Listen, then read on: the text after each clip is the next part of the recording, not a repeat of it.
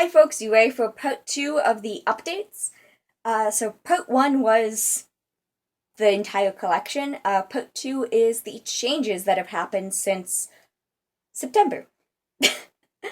Of which there haven't been as many as you'd expect, considering the last time I did a video, other than part 1 of this, was Hunter's box opening in September. There haven't been as many changes as you'd think. Change number 1. I have long, for me, hair now. Um, just touches the shoulders.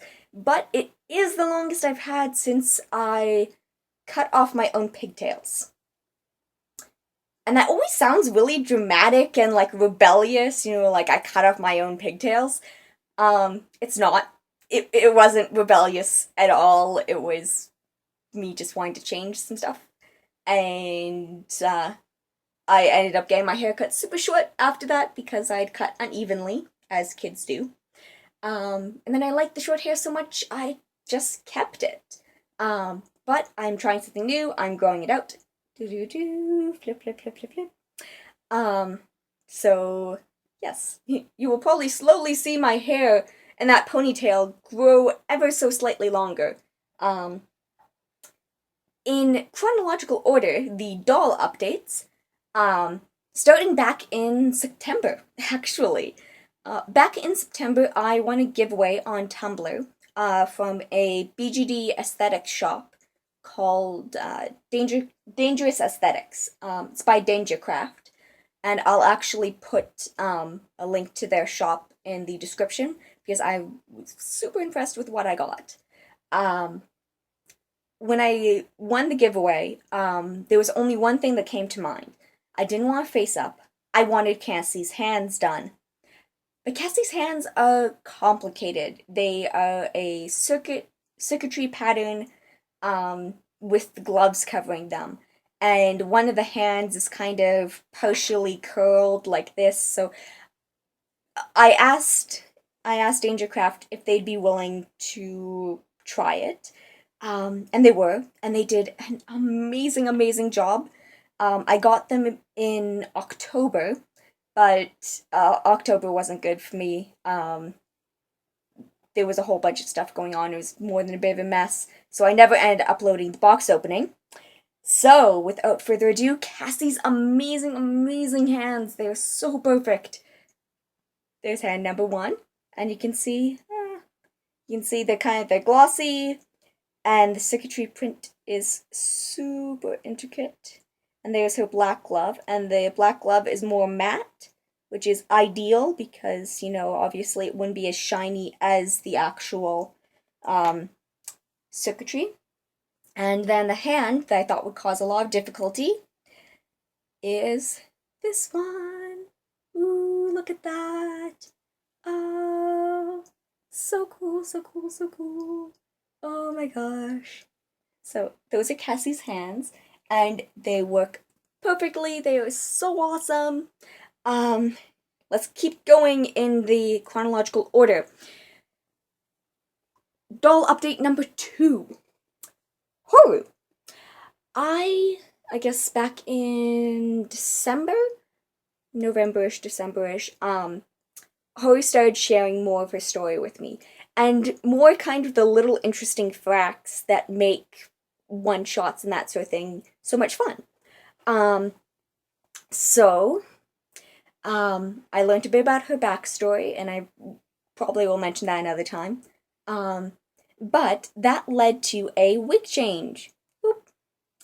Because I had dressed her up really cutely, all in pink, and then I thought that with her usual pink wig was a bit of overkill.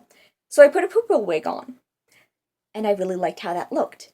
But I wasn't sure how that was going to work in story because I didn't want to just wave my hand and say, "Oh, it's magic that her hair changes color." I want something a bit more plausible, realistic than that. Which sounds very odd considering she is a spirit of fear. Her brother is a personification of chaos, and their legal guardian is Order himself.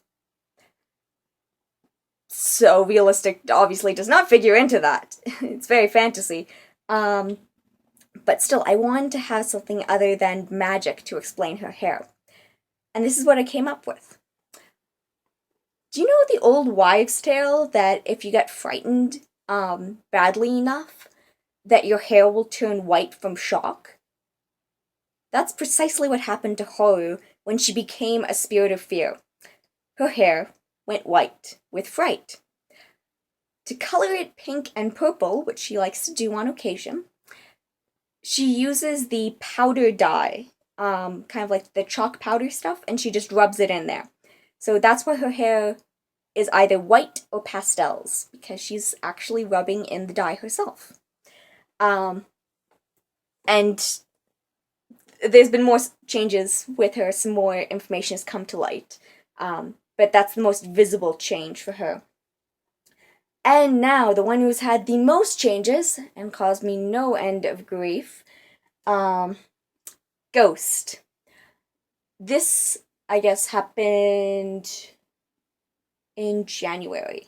Having to put place of dates. So, September, Hunter comes in, I grow my hair out. Cassie's hands come in October. Horu starts sharing more in November and December. And in late December and January, mostly January, Ghost started revealing some things and causing me, as I said, no end of grief. Because I really, really didn't want her to go and do some of the things that she has done. Number one thing Ghost changed that I didn't want her to do. Ghost is now a floating head. She shares a body with Hunter. Which I was hoping that Hunter would get to stay a full doll always. But that's not meant to be now.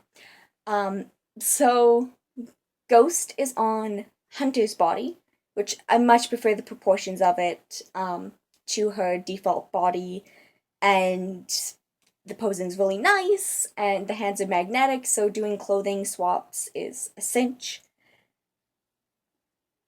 Number two thing Ghost did that was annoying. Ghost originally, and for an entire year, had used they pronouns, both singular they, and when Ghost would be surrounded by the spirits that follow Ghost around, it'd been plural they, because the ghosts are kind of a part of Ghost. The spirits kind of connected with Ghost. Well, once I put her on Hunter's body, she started being very insistent that, no, I am a girl. Use she pronouns. Ghost. So, it kind of makes it easy in one sense that she's chosen to insist that she is a girl, but it also makes it a bit more difficult in another sense because I'd already worked up stuff for her, and now I have to go and change the wording of things. And lastly, and this is the part where, she's on a different body, and then she's insistent that she's a girl, and then the last thing she did, and I think it might be the one that I'm the most, Ghost, why did you have to do this? Ghost insists that she is blonde with blue eyes. I don't like having a doll with blonde hair and blue eyes. I had tons of those as a kid because that was almost always the only combination that I could get in a store. And I don't like it. I like my dolls to have either colorful hair or dark hair. The eyes can be a wide spectrum. And actually, there are a couple blue-eyed dolls, but not blonde and blue-eyed. But Ghost said, yes, blonde and blue-eyed. I guess my only consolation is that it's a dark blonde and is very dark blue eyes. But it's still blonde and blue eyes. Ghost. And but she's insistent upon it, so it's sticking. And I was also able to braid her wig, and there's a little chain in it, and actually those little balls at the end were sent to KO, her forest companion, from Anne Picaro. So Anna is finally able to put them in a wig, which is good because KO's wig is hard to thread things in.